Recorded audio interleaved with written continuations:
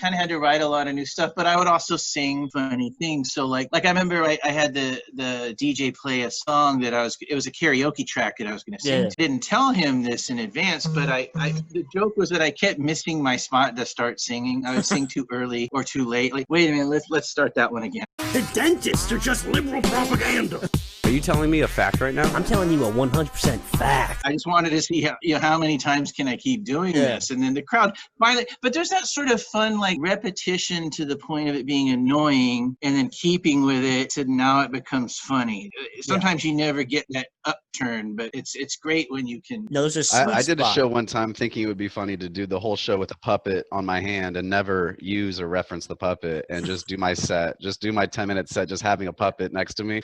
Didn't really work out until afterwards when I tell people about it. Then they get it. But at the time, I just had a bad set with a puppet on my hand. I was the puppet. You were the puppet. We're all puppets, man. Wake up. I produced a puppet show at the Comedy Spot, and they used to have this little window behind the stage with a red curtain. You could put a puppet through there while you're standing behind there. And so I submitted this for like this weird and unusual comedy festival thing. And by the time the show got put on, they had redone the stage, so that wasn't there anymore. They just had like the curtain that you walk through. So I had 3 people with hand puppets on the show. You know, we're crouching over, we're holding one. There was a mic out behind there because obviously the mic doesn't work for the puppet really. We couldn't see the audience at all, and we're just like hoping we're getting a good reaction. And our backs are hurting, and we're squatting for like 7 minutes. And it was torture. And That's puppet show business, baby. It's a rough game. It's hard to make it. There's a It's hard guy to be at the top. There's a guy who does a puppet ventriloquist thing in the Bay Area, but he wears like bandana over his mouth. Oh, that's cheating, I almost feel like. Yeah, it's like I think so. Unless you do it now, then it's kind of like you're just making it safe for the people. Yeah,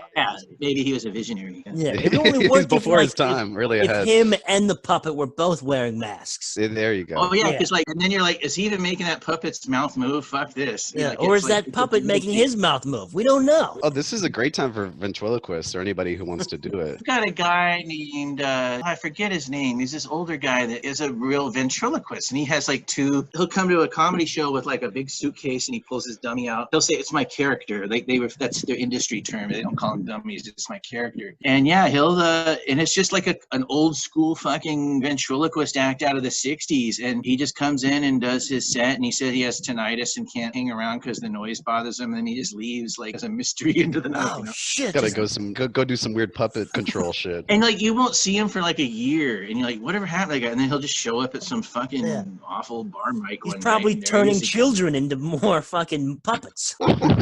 He's adding to his collection. Was that a Goosebumps episode? Oh, 100% is. Goosebumps was terrifying. Still is. I think Pinocchio would be scarier if he was trying to turn back into a real boy the whole time. Robert, how far into your comedy career did you write your book? Published it, I think 4 or 5 years ago. So about 4 years in there. It's a joke book where I've always just, I called what I thought were my best jokes. And I just like the idea of joke books. When I was a kid, that was a big way you found out about jokes, and just reading. Share them with your friends and family. And it just seemed like a dumb retro thing to even publish. Like, who the fuck would go buy a joke book anymore? Yeah. Like, it just seems so stupid. I mean, everybody's so, you're going to get it off of memes and the internet and everything else. You're not going to go to a bookstore and buy a joke book. I grew up on them. When I was in like 5th grade, I would I would study the joke books. I'd find a joke and I would tell a joke every week in front of the entire school. Oh, nice. Both of you maybe, like, were you conscious? Did you ever as a kid start thinking about, well, what really is funny? How do jokes work? I thought a lot about being funny and how important it was for me to be funny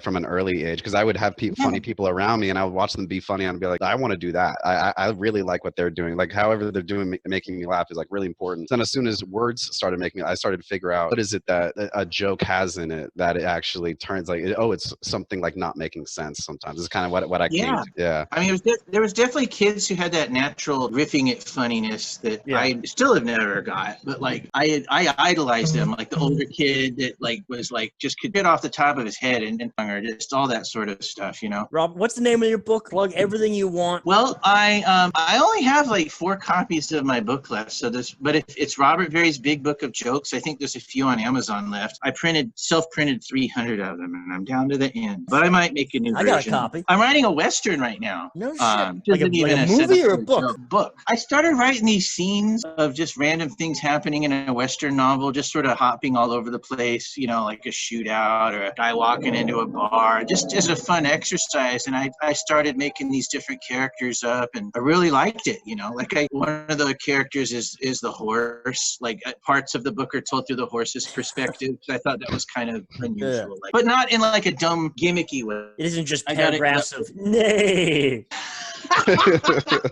No, but it's more like, you know, like if a horse was narrating what they were experiencing, what they might like, you know, like yeah, things, Mr. you know, Red like, of horses. Yeah. I mean, there's not like some deep philosophy there, but it's tentatively titled Harsh Justice. And I like the idea of having an Indian character from India, not Native American, playing off the whole, like, you know, what tribe are you from? And he's got he got brought here with like, he was like a manservant as a young boy. You need someone to charm the snakes for. Yeah, I figure I could do a lot of real racist stuff with that. Yes. Hey, Mike, you haven't asked me what I'm plugging yet. Oh, Chris, what are you plugging? What do you have going on? It's a salon video cast. It's called Barber Battle. Two salonists or barbers from very different backgrounds, and I give them one head of hair from like a homeless person, somebody with not a lot of people looking for them, and it's a speed thing, and they have to go as fast as they can with old-fashioned materials, like an old razor. Hell yeah. Is it old-fashioned hairdos as well, like beehives and